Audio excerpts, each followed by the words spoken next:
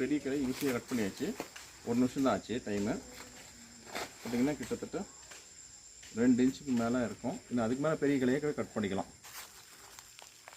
அப்போ தான் உங்களுக்கு தேக்கு மரம் வளர்ச்சி ஸ்ட்ரெயிட்டாக நேராக சைடில் போகிற கிளைகள்லாம் நீங்கள் வளைஞ்சு போகிற கிளைகள்லாம் நீங்கள் அப்பப்போ கட் பண்ணி வச்சுக்கணும். நன்றி. தேவைப்படுறவங்க கால் பண்ணி கேட்கலாம்.